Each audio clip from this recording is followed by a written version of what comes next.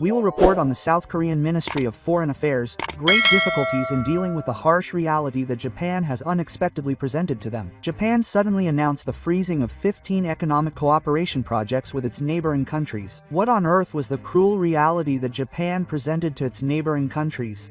In late October 2025, just as relations between Japan and its neighboring countries were gradually improving and economic cooperation was becoming more active, a shocking situation struck East Asia. The Japanese government froze 15 cooperation projects, presenting its neighbors with the cold reality that they would pay an economic price if they did not abide by international rules. The neighboring country's Ministry of Foreign Affairs objected to this, resulting in the international community's loss. First, let's look at the background to Japan's taking such a drastic measure. The incident began in September 2025.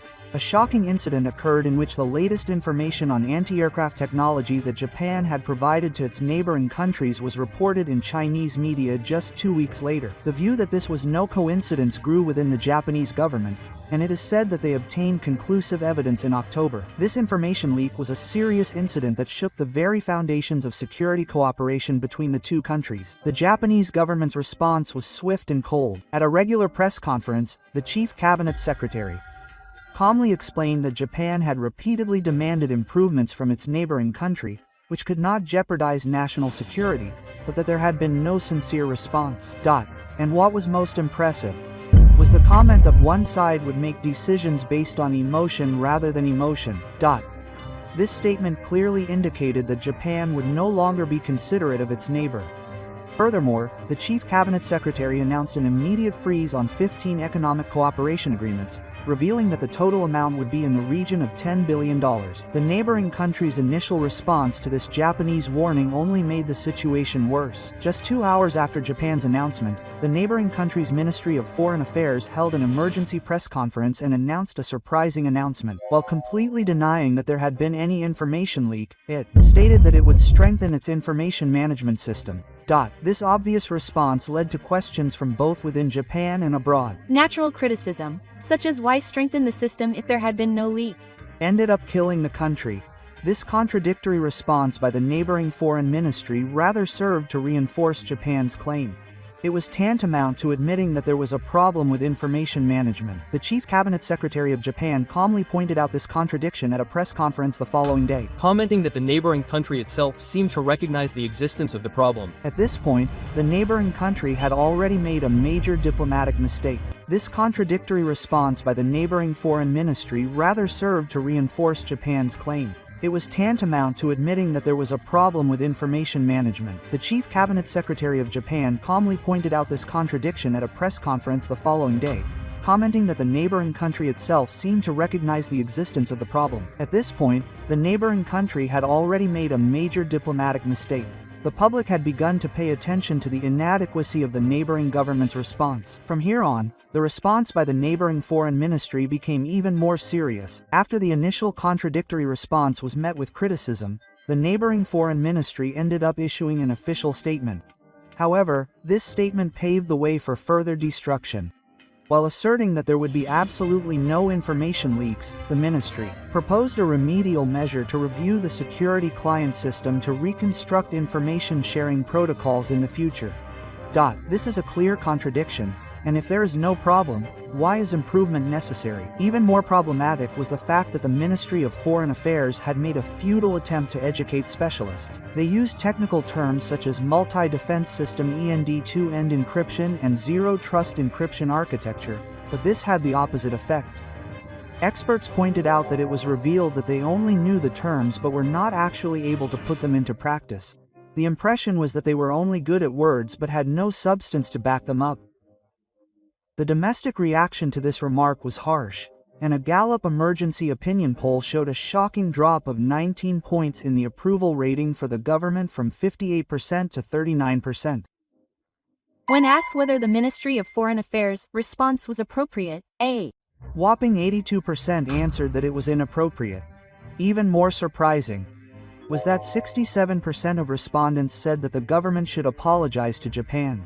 This showed that the people of the neighboring country themselves were criticizing the response of their own government. Criticism from diplomatic experts was also merciless. A professor at Seoul National University's School of International Relations criticized the incident vehemently, saying it was a failure that should be included in diplomatic textbooks. Even Yuan Zhang commented that if he were still active, he would be too ashamed to look up, and the chairman of the Association of Neighboring Countries Diplomatic Relations warned that the credibility of the Ministry of Foreign Affairs must be damaged by the death of such a talented person. What these criticisms had in common was that they pointed out the lack of professionalism in the diplomacy of the neighboring country. Why was this statement rated as disastrous? It was because of a combination of factors such as the lack of formality, the lack of specific technical terms, and the mixture of emotional expressions. The assessment that it could not have been written by a professional diplomat has become established in the international community. Even more serious was that this statement raised questions about the capabilities of the neighboring government as a whole.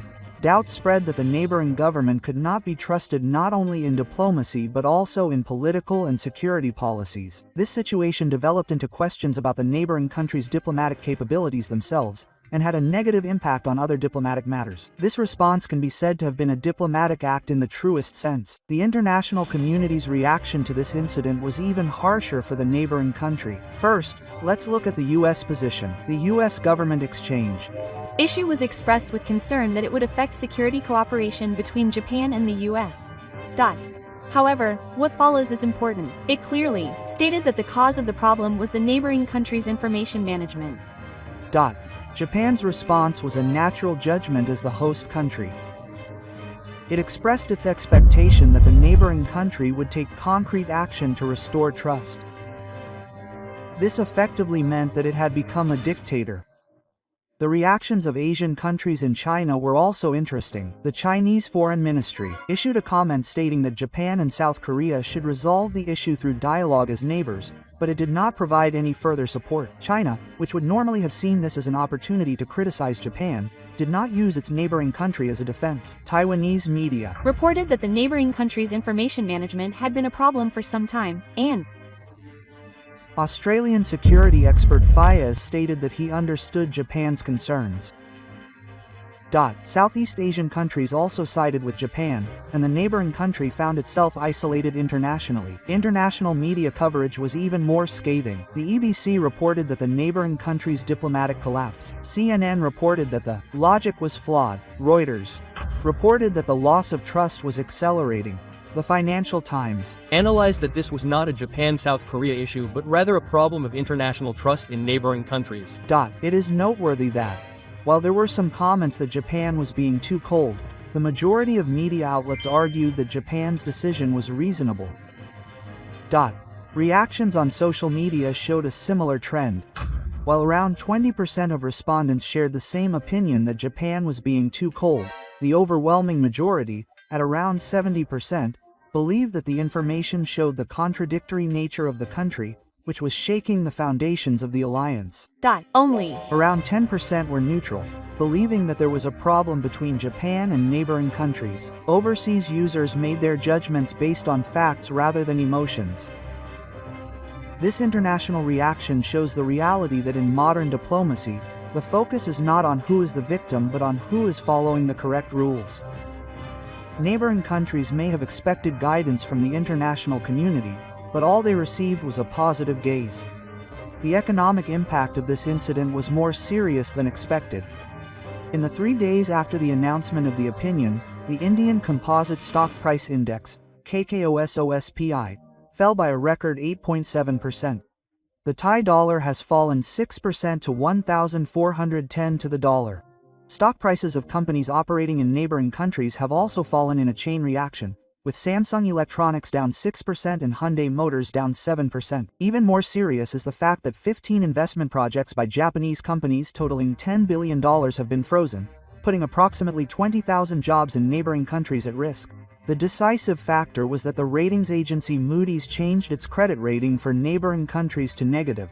This indicated concerns about long-term economic stagnation and meant that neighboring countries, standing in the international financial market, was at risk. The outlook for relations between Japan and neighboring countries is also bleak, and the situation will likely remain difficult in the short term. However, if neighboring countries are serious about reform, There is a possibility that dialogue will resume in 12 years. However, the conditions are extremely strict. Neighboring countries are being asked to document their commitments to Japan to bring their information management systems up to international standards and to impose penalties for violations.